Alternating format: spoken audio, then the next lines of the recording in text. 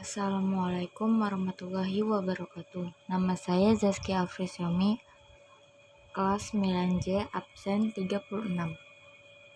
Saya ingin menjelaskan tentang cetak saring.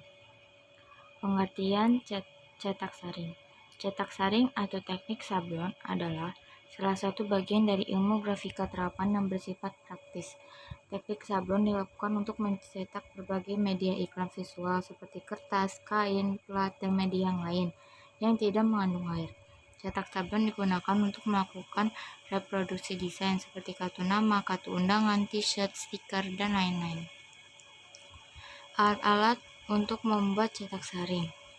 Yang pertama, screen, rakel, meja afdruk, meja gambar, kodras, rapido, high dryer, hand sprayer, timbangan, alat ekspres, dan lain-lain seperti gelas ukur, sendok pengaduk dan solet, kuas, penggaris, kain hitam, karet busa, kaca bening, gunting, dan karter.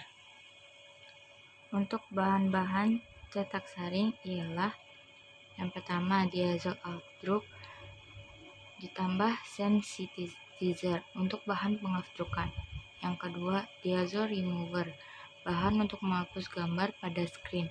Yang keempat, cat tekstil, 5 cat PVC, 6 kain putih, 7 kertas HPS, 8 M3. Larutan pengencer PVC sekaligus digunakan untuk membersihkan screen. 9 lem kertas untuk batas posisi barang cetakan atau unlike. Batas posisi ini untuk bahan cetakan kertas dan plastik, sedangkan untuk kaos atau kain mengandalkan penyinaran dari bawah untuk ketepatan posisi penyabunannya. Langkah-langkah membuat cetak saring. Yang pertama, permukaan screen sablon dipoleskan cairan kental khusus atau emulsion. Yang kedua, cairan ini apabila telah dioleskan dan dikeringkan pada permukaan screen tidak boleh terkena sinar matahari. Tujuannya ialah jika terkena cahaya saat sudah kering, maka polesan itu tidak akan dapat larut dengan air dengan baik. Yang ketiga, setelah kering, permukaan itu ditempel atau ditutup dengan film hasil print back white pada media plastik atau film transparan, atau pada biasanya dapat menggunakan kertas transparan dari kalkir.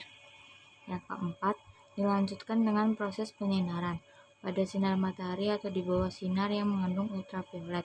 Proses penyinaran ini ditentukan dengan hitungan untuk mengukur lamanya penyinaran dan ditentukan oleh keras tidaknya cahaya yang menerpa permukaan screen sablon itu.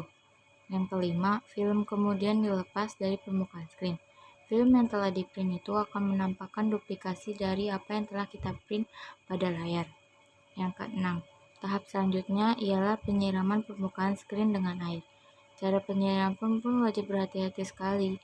Hal ini kenapa? Karena hasil print yang tampak pada screen jika terkena air maka akan terlarut.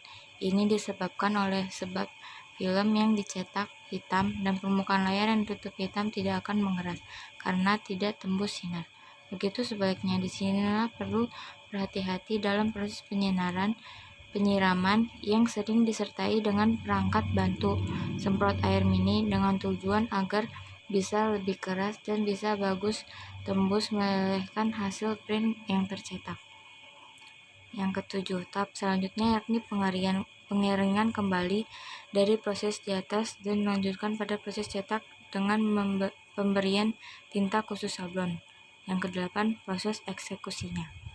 Proses eksekusinya ialah dengan menuangkan tinta di atas layar dan lalu disapu menggunakan palet atau rakel yang terbuat dari karet.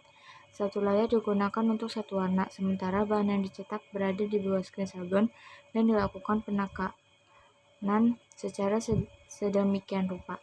Jadi proses cetak sablon ialah tiap warna dalam sekali cetak. Terima kasih.